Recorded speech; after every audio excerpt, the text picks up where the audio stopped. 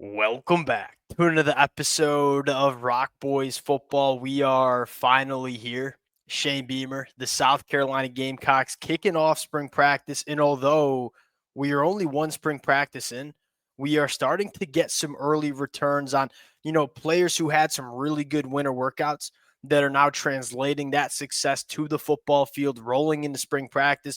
We're going to have a lot more to talk about as spring practice ramps up, as the pads come on, as it gets a little bit more competitive out there on the practice field. But right now, we have some really intriguing storylines to discuss to kind of set the table for spring practice for South Carolina. Now, I want to start with just some general thoughts. And the biggest thing is, hey, where is South Carolina at as a program right now, as opposed to 12 months ago? 12 months ago, this was a completely unknown football team. You had a massive question mark about the quarterback in LaNorris Sellers. You were starting a true freshman at left tackle in Josiah Thompson. You had no clue what the pass catchers around LaNorris Sellers were going to be. The questions we were asking about South Carolina in the 12 months ago, I would say, is this team good enough to be competitive in the SEC? And now you fast forward to where we are in 2025. It's not, is this team good enough, because we know this team is good enough. It's how good can this team be? I'm talking about competing for an SEC championship. I'm talking about college football playoff implications. It makes for an extremely exciting spring practice. Now, before we get into some specifics, just want to say thank you to you guys, the South Carolina fans, the amount of support y'all have shown the boys February and January. It's been amazing. I can't thank you guys enough. If y'all do enjoy the content, consider subscribing to the channel. Buckle in. I think this is one of those teams we've talked about a lot. I cannot wait to see what spring practice brings us in terms of storylines over the next couple of weeks and months. Without further ado, let's get into it. Let's start with what I think is the headliner, and that is this wide receiver room might be really, really good. Now, the national media, the casual college football fan probably listening to me say that and say, that seems like an outlandish take to have, right? You look at South Carolina, they don't have a returning pass catcher that caught for over 400 yards from the 2024 season. They didn't add anybody in the transfer portal. How could you make that argument that the pass catcher room gets better going into 2025? Well, we kind of had this conversation earlier where it was, hey, I think Shane Beamer kind of told us something when he had the opportunity to go out and pay some money for some really good wide receivers that we saw available in that winter transfer portal window. Shane Beamer opted not to really get all that aggressive. What did that tell us as, casual observers of the South Carolina football team is, hey, we might have some confidence in the young wide receivers that not only are coming up through this program, but the guys that are coming into this program as well. The early returns are these true freshman wide receivers that they're going to play. Malik Clark, Brian Rowe, Donovan Murph hasn't even gotten on campus, but we know he's a guy that certainly can make an impact in the 2025 year. So it starts with the early returns of some of the true freshmen coming in, and then it goes to Nyck Harbor.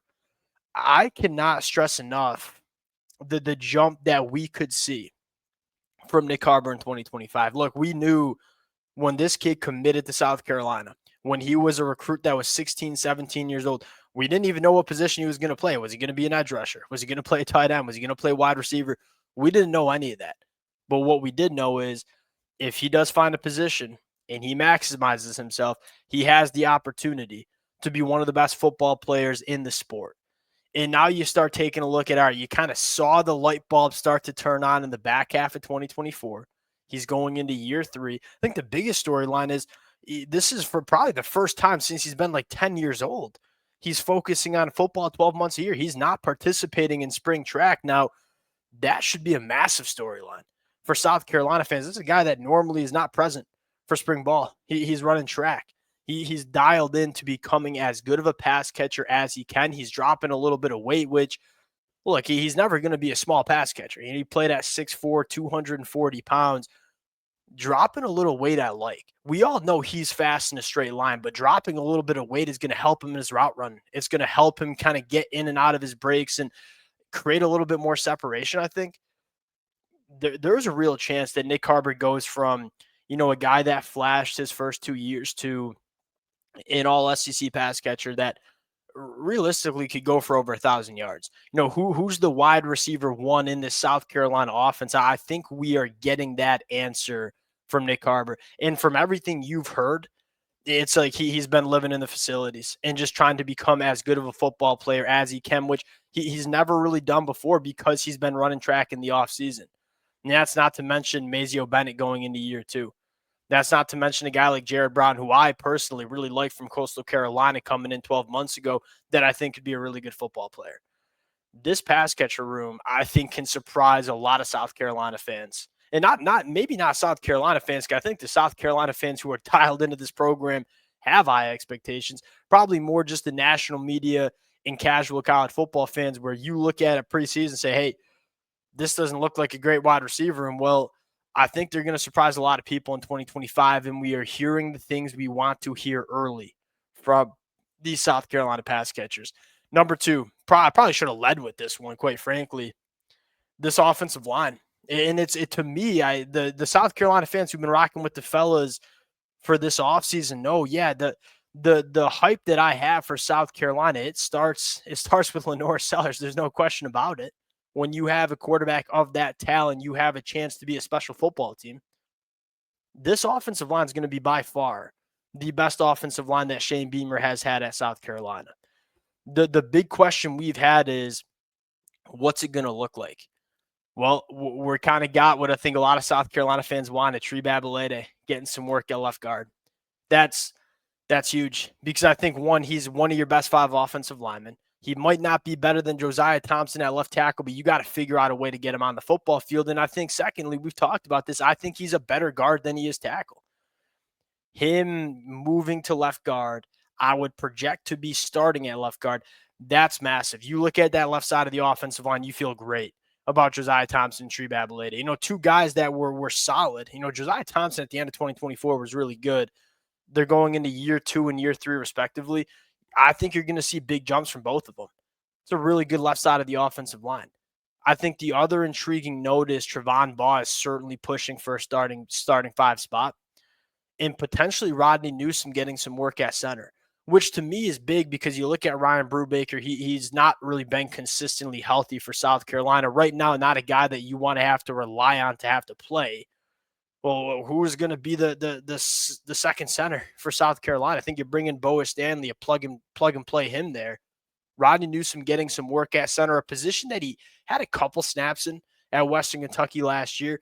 That makes me feel better about the depth of the offensive line. And that's my big takeaway is you feel good about 9 guys, maybe 8 guys that can play football for you up front on the offensive line.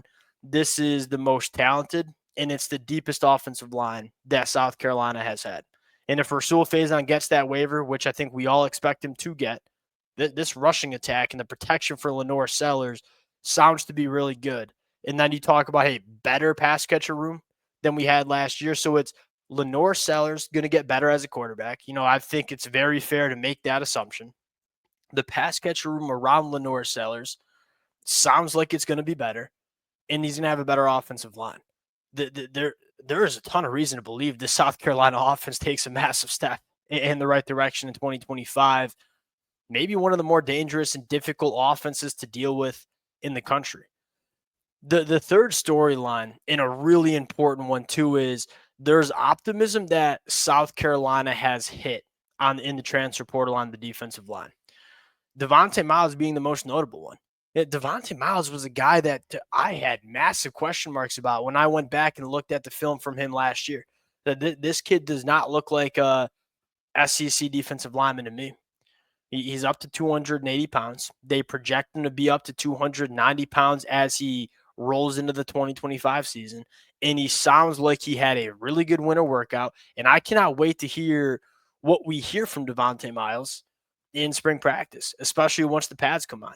And again, we've talked about it. We don't think he's going to be play 50, 60 snaps on the defensive line a game. We think he's going to be a rotational piece, but that's what South Carolina brought him in to do. I had question marks if he was that good of a football player. It sounds like he is.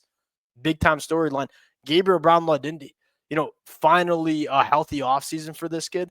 We all know he's talented, has just never been healthy for an extended period of time during his time at Texas A&M. knock on wood right now, the kid has stayed healthy. He's another guy that he could be a game wrecker for you up front on the defensive line.